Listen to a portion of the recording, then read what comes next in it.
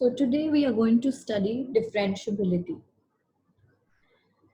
Limits and derivatives class 11th में भी हमने चैप्टर पढ़ा था जहां पर हमने डेरिवेटिव्स सीखा था कि क्या होता है।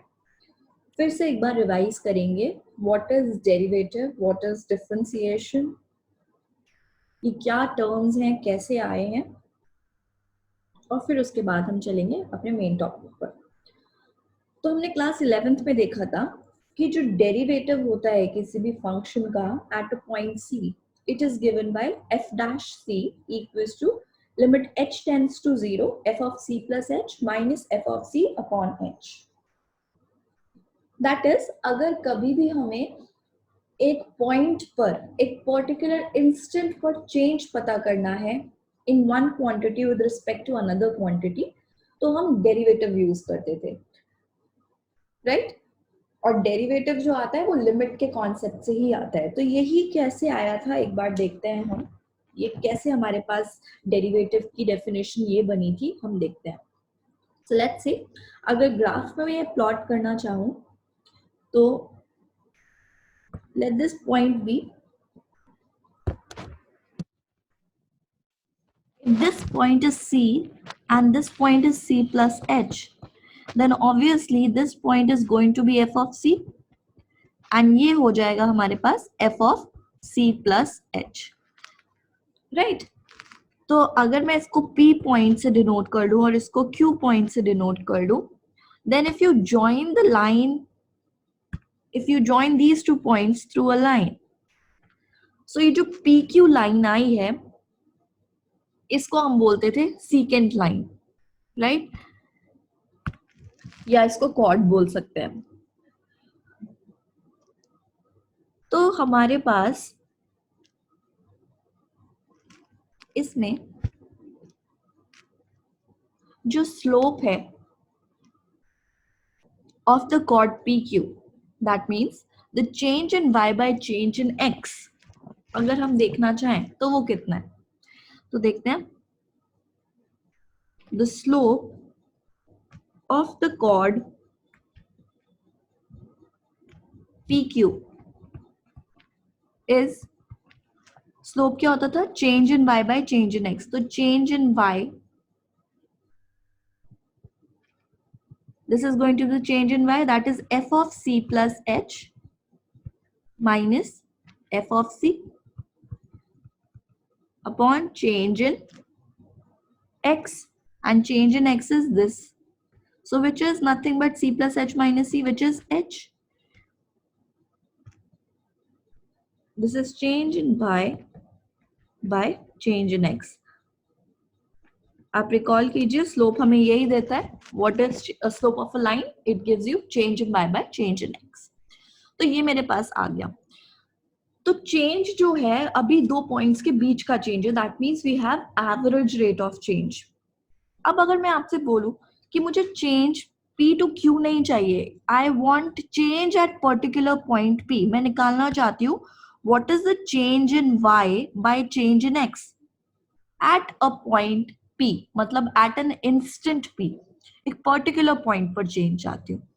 तो अब क्या कर सकते हैं?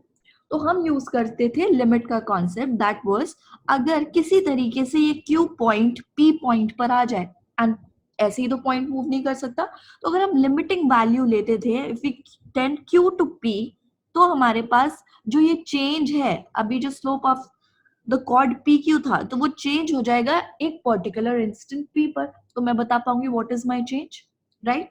तो बेसिकली हम ये Q पॉइंट को ही लाना चाहते हैं P पर। तो देखते हैं क्या होगा। नाउ सी, अगर मेरे पास ये ग्राफ है, मेरे पास P पॉइंट था यहाँ पर, Q पॉइंट था C प्लस H पर, right? Now let's try and move this Q point two P। तो मैंने आपको डिफरेंट कलर्ड लाइंस दिखाई है ताकि हम आराम से देख पाए ये Q पॉइंट P पर कैसे आएगा। तो लेट्स से जब Q पॉइंट थोड़ा सा पहले मूव कर रहा है P पॉइंट की तरफ, सो it is at this position, तो ये हमारे पास Q की पोजिशन हो जाएगी, राइट? तो अभी हमारे पास एक लाइन हो गई है joining these two points. Now ये और थोड़ा मूव करेगा तो Q पॉइंट यहाँ पर आ जाएगा, राइट? देन और पॉइंट P पॉइंट के पास मूव करेगा, सो it will come near this. धीरे धीरे करके limiting value tending Q to P, तो मतलब ये जो डिफरेंस है हमारे पास एज, इन दोनों के बीच का डिस्टेंस जो है हम क्या करना चाह रहे हैं, 0 करना चाह रहे हैं. So we are actually taking the limiting value of Q to P. तो हम Q को P पॉइंट पर ला रहे हैं. तो जब ये एग्जैक्टली P पॉइंट पर आएगा, so this is your Q and P coincides. और आप देख सकते हैं ये जो हमारे पास ब्लू लाइन बनी है, it has actually become a tangent to the curve at that point, right. और डेरिवेटिव करता क्या था, क्योंकि स्लोप जो था that was change in y by change in x, average rate of change दे रहा था बिटवीन P एंड Q. तो ये भी हमारे पास चेंज ही दे रहा है in y with respect to x, but at a particular point. दो पॉइंट्स के बीच में चेंज नहीं दे रहा है. किस में चेंज दे रहा है, एक पर्टिकुलर पॉइंट. सो बेसिकली यहां पर हुआ क्या है, so Q tends to P, the chord जो हमारे पास chord थी PQ, the chord PQ is now a tangent to the curve, is now a tangent to the curve at point, किस point पर, C पॉइंट पर क्या बन गई है, एक tangent. So derivative of f at point C is nothing but the slope of the tangent to the curve at point C. So derivative ये भी होता है, ये एक्चुअली यही मतलब है, हमने यही किया था, Q को P पॉइंट पर लाए थे, H को 0 किया था, तो लिमिट H टेंड्स टू 0, और जो स्लोप था हमारे पास change in y by change in x, वो दो पॉइंट्स के बीच एवरेज चेंज की जगह हमने उसको क्या बना दिया था, लिमिटिंग वैल्यू लेकर instantaneous change. So in other words, graphically अगर मुझे देखना पड़े तो हमारे पास जो डेरिवेटिव है, it is nothing but it is the derivative of fx at point C is the slope of the tangent to the curve at point C comma fc. So a function is differentiable at a point C. कब है वो differentiable, अगर हमारे पास f dash C जो है, it is limit h tends to 0 f of C plus h minus f of C upon h होता है. So this was, फिर से देख लेते हैं, this was change in y by change in x, but this was not instantaneous change. जब आप limiting value लेते हैं, limit h tends to 0 करते हैं, तो उन दोनों पॉइंट के बीच का डिस्टेंस जो है 0 हो जाएगा, मतलब दोनों पॉइंट कोइंसाइड कर जाएंगे. तो जो हमारे पास चेंज था वो एवरेज चेंज की जगह क्या बन जाएगा, इंस्टेंटेनियस चेंज. तो यही हमारे पास डेरिवेटिव होता है. तो हम बोलते हैं कि ये फंक्शन डिफरेंशिएबल है एट पॉइंट सी अगर ये चीज हो रही है, that means this limit exist finitely. ये लिमिट ही तो है, तो अगर ये फाइनाइटली एग्जिस्ट करेगी तो हम बोलते हैं that the function is differentiable. That is, और अच्छे से समझे तो क्या हो रहा है, लेफ्ट लिमिट कब एग्जिस्ट करेगी, ये लिमिट जो है हमारे पास, the left hand derivative which can also be written as L f dash C, left hand derivative at C is equals to right hand derivative at C. So हमारे पास right hand derivative which can also be written as right hand derivative at C. And अगर इसी को मैं open करके लिखूं तो हमें पता है इसको कैसे लिखा जा सकता है. You can also write it as limit h tends to 0 f of c minus h minus f of c upon minus h, and this is equals to limit h tends to 0 f of c plus h minus f of c upon h. ये हमारे पास left hand derivative होता है, ये हमारे पास right hand derivative होता है. ये कैसे आया इसको भी हम ग्राफिकली देख सकते हैं जल्दी से.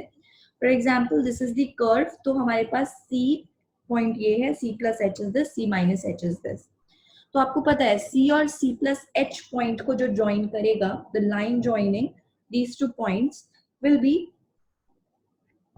Let me mark these points, आपको दिख जाए.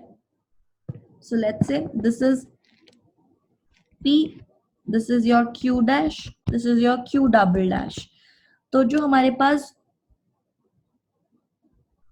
chord joining P Q double dash है, that is f of C plus H. तो वो देगा आपको change in y by change in x between these two points. And ऐसे ही आपके पास एक chord है joining P Q dash. तो वो आपको change in y by change in x देगा इन दोनों points को join करने के लिए. तो अगर मुझे चाहिए एक इंस्टेंट पर चेंज, तो बेसिकली मैं Q डबल डैश को टेंड कराऊंगी P पर. तो इन दोनों के बीच का डिस्टेंस 0 किया है, वही लिमिट के कॉन्सेप्ट से जैसे अभी हमने पीछे किया था.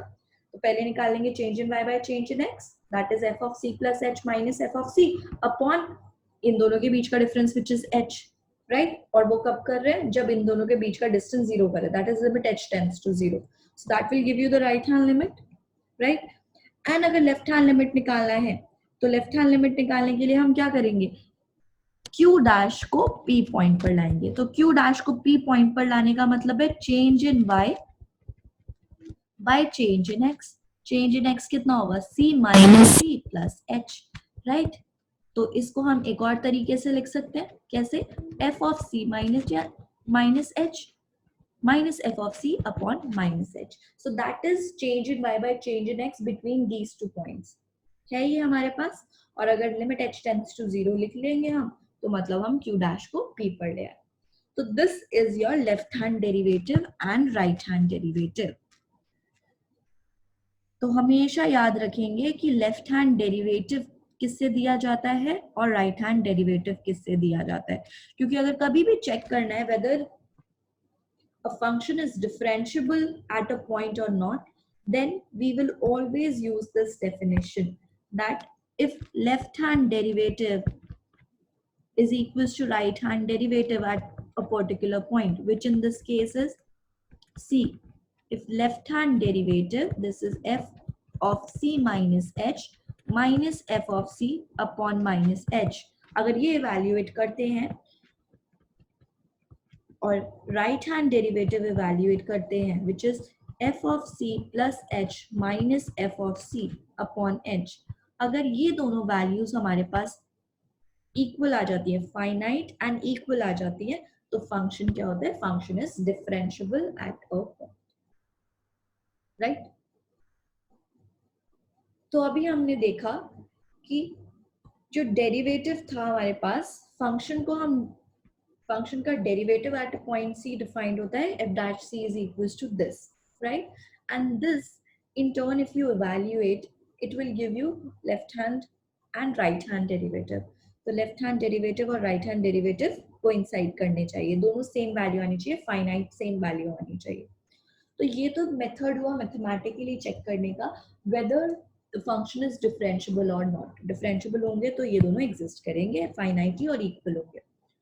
बट अगर ग्राफिकली देखना है तो क्या मतलब है इसका, देखो, जब आप Q डबल डैश को P पर लाओगे और Q डैश को P पर लाओगे, तो बेसिकली आप इन दोनों पॉइंट्स को मूव कर रहे हो. तो जब आप दोनों पॉइंट्स को मूव करते हुए लाओगे, they both will become a tangent at point P. जैसे इस केस में हुआ था, जब हम Q पॉइंट को शिफ्ट करते हुए P पॉइंट पर लाए थे, तो ये एक टैंजेंट लाइन बन गई थी P पॉइंट पर, राइट. तो अगर मैं दोनों पॉइंट्स को बीच का डिस्टेंस 0 करते हुए P पर लाऊंगी, तो ये दोनों ही टैंजेंट बन जाएंगे एट पॉइंट P पर, और हमारे पास एक ही टैंजेंट आएगा, unique tangent. So that means in other words, you can also say a function is differentiable at point C if and only if there exists a unique, मतलब एक ही tangent, there exists a unique tangent at point C. तो अगर graphically कभी भी check करना है, देखकर ही आपको अगर चेक करना है ग्राफ से कि फंक्शन डिफरेंशिएबल है या नहीं एक पर्टिकुलर पॉइंट पर, तो आप बस ये देख लो कि उस पर्टिकुलर पॉइंट पर सिर्फ एक ही टैंजेंट बनना चाहिए. अगर एक से ज्यादा टैंजेंट आप बना पा रहे हो उस पर्टिकुलर पॉइंट पर, so the function will not be differentiable. अगर एक ही tangent बन रहा है तो function will be differentiable. So in और इसी को अगर elaborate करके लिखें तो इसका मतलब है that there is no break, no gap, no break, gap, hole or cusp or steep slope at point C. So हमने सीखा फंक्शन मैथमेटिकली अगर डिफरेंशिएबल दिखाना है तो हम दिखा सकते हैं left hand derivative is equal to right hand derivative by their definition. And if graphically we have to check whether a function is differentiable or not, then we will see that there should be a unique tangent at that particular point. Also, there should be no gap, hole, cusp, or a steep slope at that point. मतलब एक pointed edge, jump या break नहीं आना चाहिए उस particular point पर. Okay, so now let's check. Graphically check करते हैं कि हमारे पास ये फंक्शंस पर्टिकुलर पॉइंट जो मेंशन पॉइंट है उस पर डिफरेंशिएबल है या नहीं. Without evaluating, only just by seeing the graph हम बताएंगे कि ये फंक्शन उस पॉइंट पर डिफरेंशिएबल है या नहीं. तो ग्राफिकली अगर देखना है तो हम ये देखते हैं कि जो भी पॉइंट पर डिफरेंशिएबिलिटी की बात हो रही है उधर एक यूनिक टैंजेंट होना चाहिए, एक ही टैंजेंट बनना चाहिए, एक से ज्यादा टैंजेंट नहीं आ सकते, कोई ब्रेक नहीं होना चाहिए, होल नहीं होना चाहिए, राइट. सो जैसे पहला फंक्शन है f x is equal to mod x at x is equal to 0. हमें पता है ये ग्राफ होता है f x is equal to mod x का, राइट. चेक करते हैं कि डिफरेंशिएबल है या नहीं at x is equal to 0. Now you see at x is equal to 0, इस 0 पॉइंट पर हमारे पास क्या एक ही टैंजेंट होगा? आप देख सकते हैं इस पर्टिकुलर पॉइंट पर तो हमारे पास एक से ज्यादा टैंजेंट हो जाएंगे. कैसे? एक तो ये टैंजेंट हो जाएगा, this will also be a tangent to the curve, right. तो हमने तो बोला एक यूनिक टैंजेंट आना चाहिए, but we are getting more than one tangent at a particular point. तो जब भी ऐसा होता है कि आपके पास एक यूनिक टैंजेंट नहीं आ रहा है तो आपसे कहेंगे that the function is not differentiable at the particular point. तो x is equal to 0 पर ये फंक्शन डिफरेंशिएबल नहीं है. ऑल्सो याद रखना है हमेशा कभी भी एकदम एज आ जाए किसी भी पॉइंट पर तो उस पॉइंट पर फंक्शन डिफरेंशिएबल नहीं होगा. ऑल्सो रिकॉल ये फंक्शन कंटिन्यूस होता है, मॉड फंक्शन हमेशा कंटिन्यूस होगा, बट जहां पर भी स्टीप एज बन रहा है, हमारे पास स्टीप कर्व स्लोप आ रहा है, पॉइंटेड चीज आ रही है, वहां पर फंक्शन डिफरेंशिएबल नहीं है. Function is continuous but not differentiable. Okay, next देखते हैं. ये फंक्शन है f x is equal to x square when x is less than equal to 2 and 2x when x is greater than 2. हमें 2 point पर बताना है कि ये फंक्शन डिफरेंशिएबल है या नहीं इस पॉइंट पर. तो 2 पॉइंट पर हम देख सकते हैं अगेन पॉइंटेड एंड है, और जहां पर भी पॉइंटेड एंड होगा तो वहां पर फंक्शन के पास एक से ज्यादा tangents होंगे. So again the function is not differentiable at x is equals to 2. Next देखते हैं. फंक्शन है हमारे पास, उसका ग्राफ गिवन है थर्ड. 2 पॉइंट पर देखना है कि ये फंक्शन डिफरेंशिएबल है या नहीं. अब अगर आप 2 पॉइंट पर देखेंगे तो इस पर एक ब्रेक आ गया है, जंप आ गया है, राइट. सो ऑब्वियसली अगर आप लेफ्ट हैंड डेरिवेटिव और राइट हैंड डेरिवेटिव निकालेंगे तो वो कभी भी मैच नहीं करेगा, राइट. मतलब अगर लेफ्ट हैंड साइड से इस पॉइंट को अप्रोच करेंगे 2 को तो जो भी आपके पास स्लोप आएगा, टैंजेंट का जो भी स्लोप आएगा that will not be same for left hand side and right hand side. Again क्योंकि जंप है, अभी हमने पढ़ा था जंप नहीं होना चाहिए, कोई होल नहीं होना चाहिए, तो function is not differentiable at x is equal to 2. Next graph देखते हैं. F x is equal to x square plus 4. तो पैराबोला है हमारे पास. पहले पूछा है क्या 0 पॉइंट पर डिफरेंशिएबल होगा. Now if you see at 0 point तो जो हमारा कर्व है वो स्टीप नहीं है, वो एकदम पॉइंटेड नहीं है, it is a curve graph. तो अगर आप इसका कभी भी टैंजेंट बनाओगे तो एक ही टैंजेंट बनेगा, सो it is differentiable. Yes, it is differentiable at x is equals to 0. And for this particular curve, if you see, किसी भी पॉइंट पर अगर आप देखोगे कोई भी रियल नंबर के लिए, कभी भी पॉइंटेड एंड तो है नहीं हमारे पास, so it will always be differentiable. So it is differentiable for all x belongs to r। तो हमने ये सीखा कि अगर ग्राफिकली कभी भी समझना है फंक्शन एक पॉइंट पर डिफरेंशिएबल है या नहीं, तो कभी भी स्टीप या पॉइंटेड एंड्स नहीं होने चाहिए हमारे पास, या फिर कोई ब्रेक जंप नहीं होना चाहिए, तो फंक्शन हमारे पास डिफरेंशिएबल होगा। अगर ऐसा नहीं होगा